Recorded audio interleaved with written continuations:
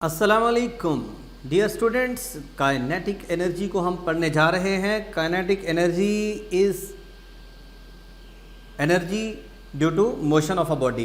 Kinetic का मतलब क्या होता है? मोशन, मुतहर्रिक। ठीक है, तो मोशन होगी तो काइनेटिक एनर्जी होगी ना। अगर मोशन नहीं है तो काइनेटिक एनर्जी नहीं होगी। काइनेटिक एनर्जी का फार्मूला ट्रांसलेशनल का है। ये translational kinetic energy is half mv²। ठीक हो गया। अब इसमें अगर आप गौर कीजिए तो आपको नज़र आएंगे तीन वेरिएबल। तो तीन वेरिएबल के दरमियान रिलेशन एक वक्त में नहीं बन सकता जब तक हम किसी एक वेरिएबल को कांस्टेंट ना लें। ठीक हो गया। अगर आप कहते हैं काइनेटिक एनर्जी इस फार्मूले के मुताबिक डायरेक्टली प्रोपोर्शनल टू मास है तो कंडीशन है वेलोसिटी कांस्टेंट, और इस कंडीशन यहाँ पर क्या है? Mass constant. यानी आप अगर दो वैल्यूज़ के दरमियान रिलेशन बनाना चाहते हैं तो एक को कांस्टेंट लेना पड़ेगा।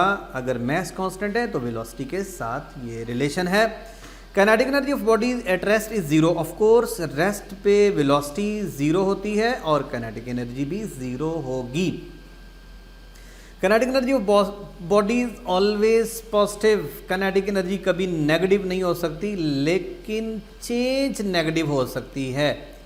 Change can be negative but kinetic energy can never be negative. Kinetic energy negative इसलिए नहीं हो सकती क्योंकि काइनेटिक एनर्जी के फार्मूला में ये v² है, v स्पीड है, और स्पीड का स्केयर नेगेटिव में भी, अगर वेलोसिटी में भी हम उसको कंसीडर कर लेंगे तो स्केयर उसको पॉजिटिव कर देता है। मास कभी नेगेटिव नहीं हो सकता। It is a scalar quantity and depend on the speed, यानी magnitude of velocity. Magnitude of velocity speed को कहते हैं, नॉट ऑन द डायरेक्शन। इसमें डायरेक्शन का कोई ताल्लुक नहीं है। ठीक हो गया।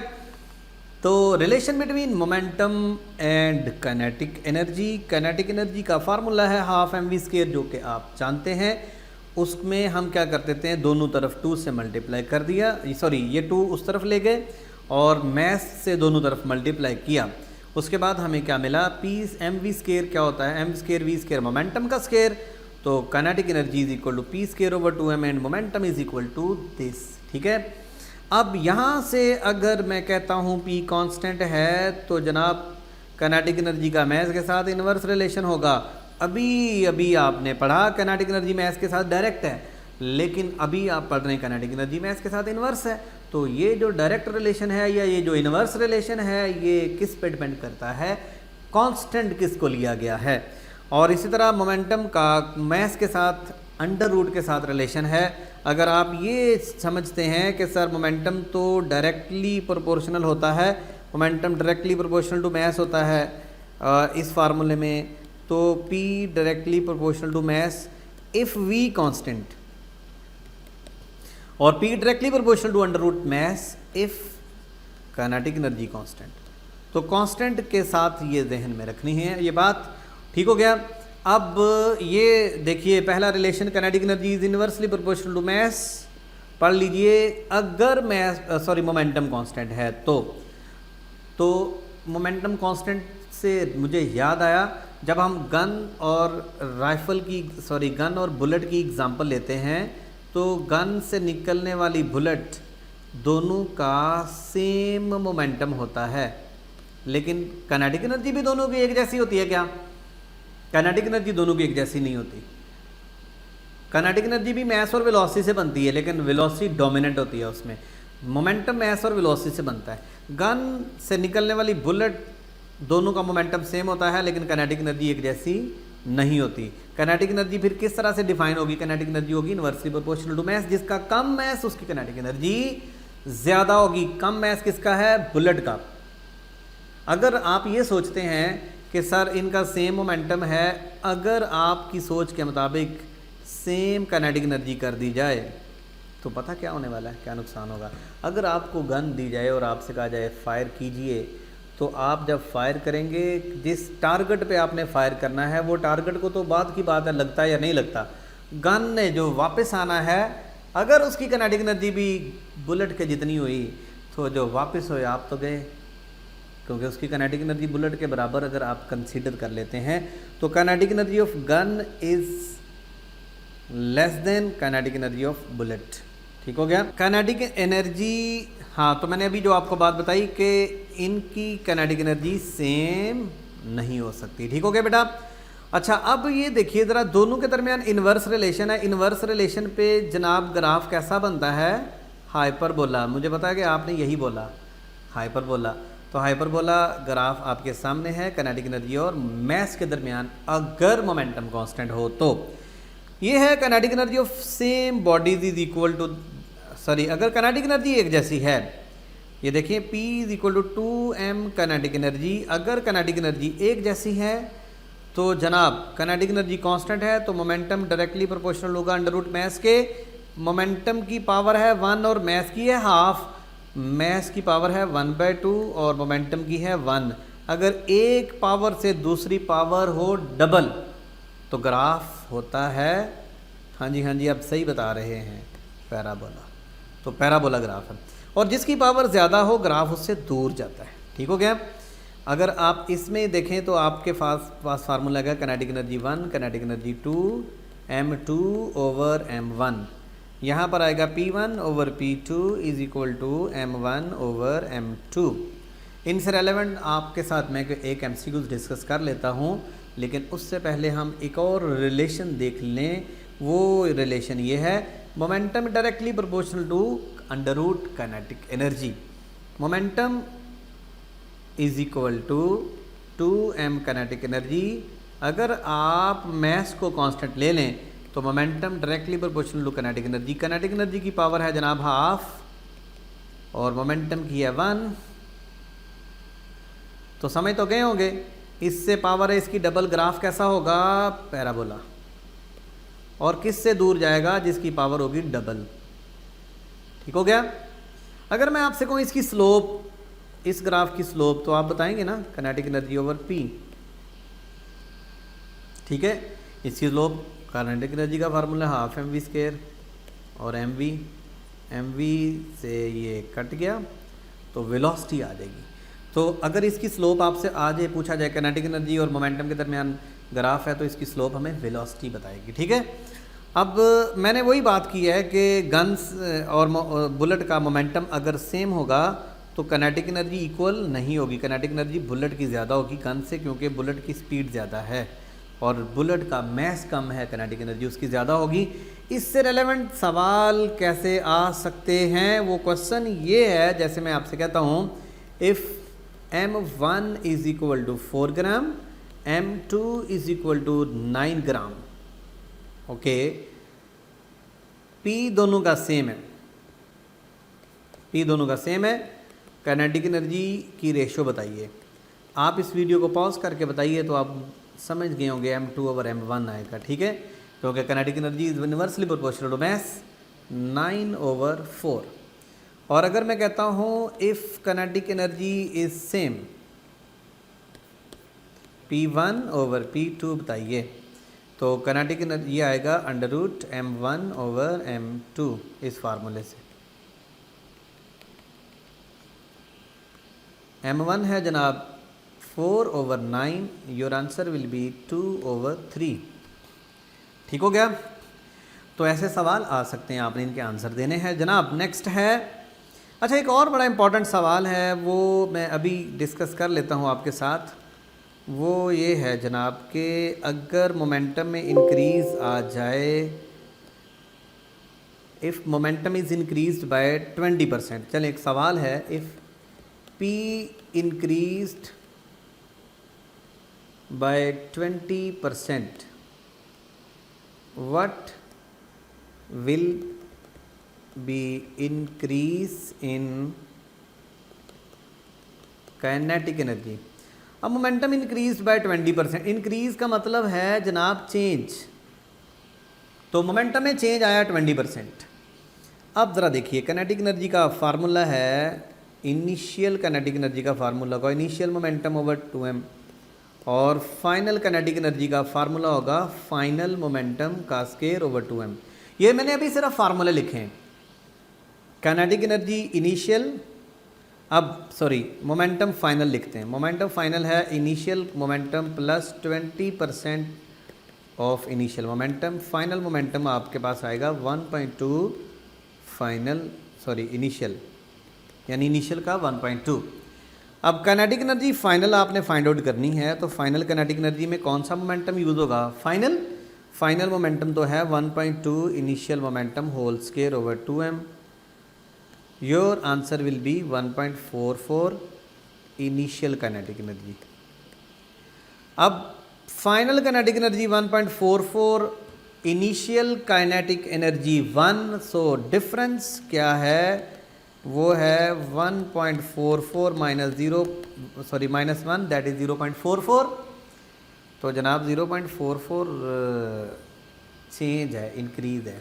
परसेंटेज में करना है तो क्या करें, 100 से मल्टीप्लाई कर दें, तो आंसर होगा 44%। ठीक है, एक बार फिर बता देता हूँ आपको, काइनेटिक एनर्जी इनिशियल है पीस, बल्कि आप इसको दोबारा सुन सकते हैं। इनिशियल काइनेटिक एनर्जी ये, फाइनल काइनेटिक एनर्जी ये।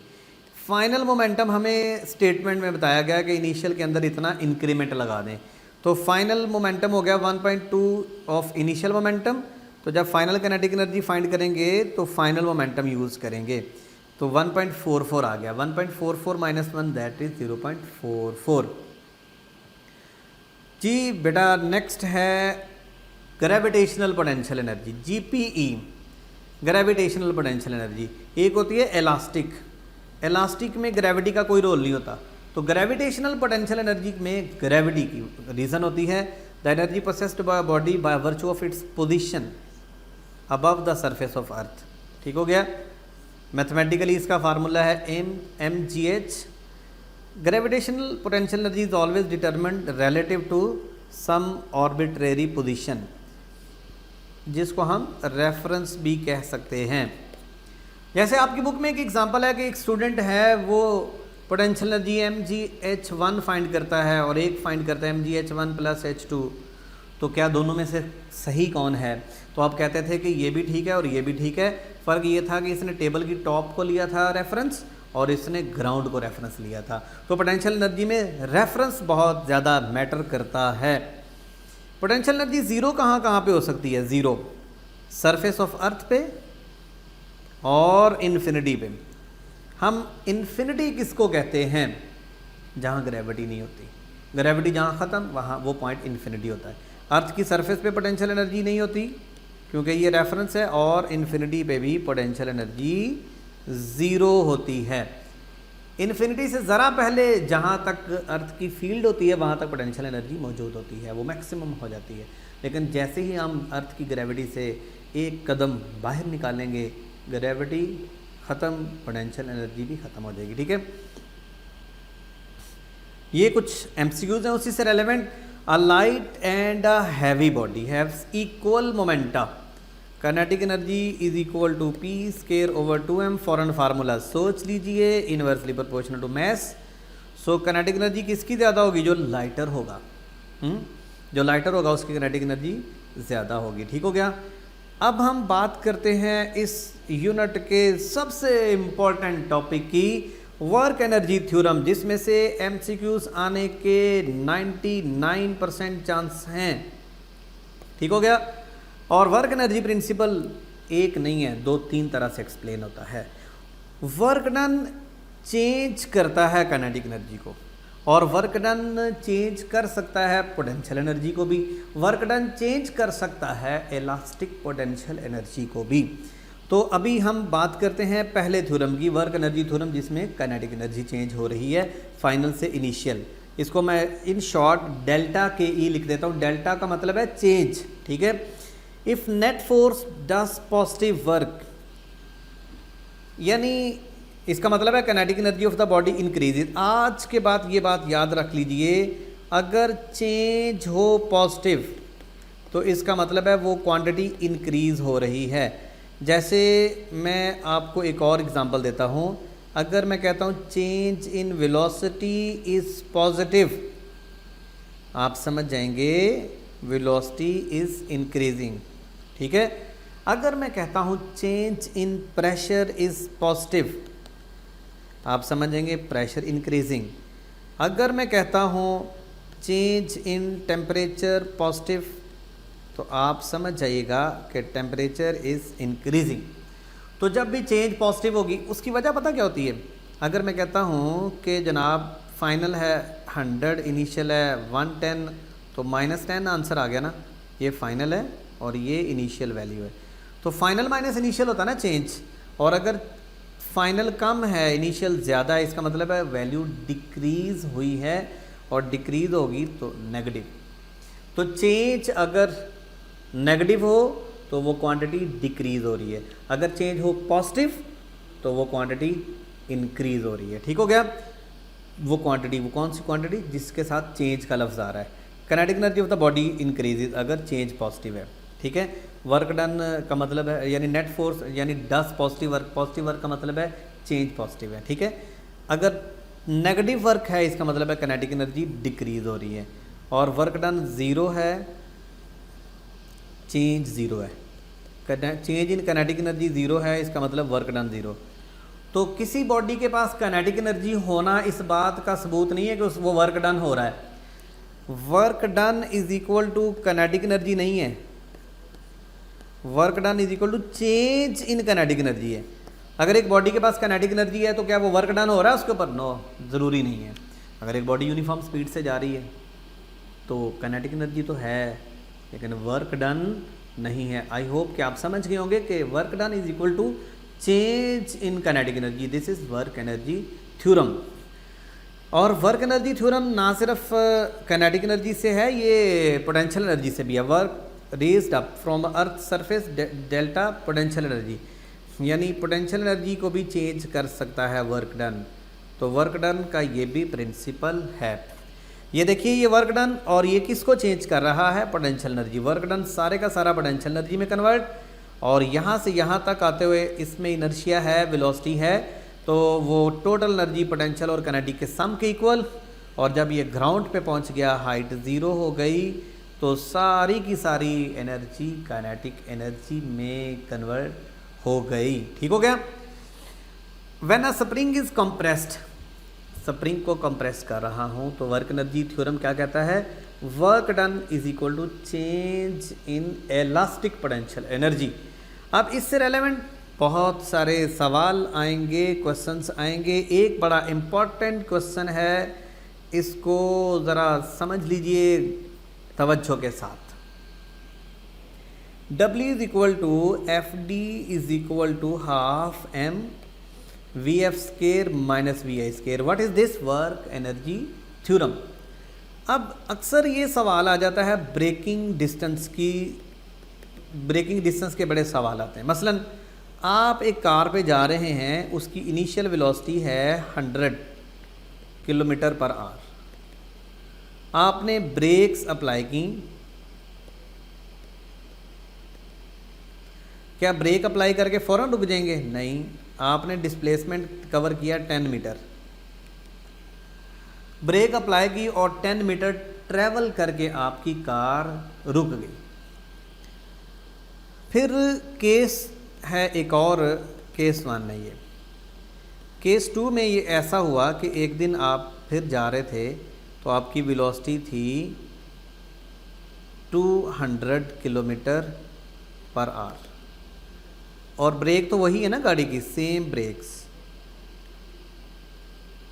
अब ब्रेकिंग डिस्टेंस कितना होगा? आप इसको रोकिए और इसका जवाब दीजिए।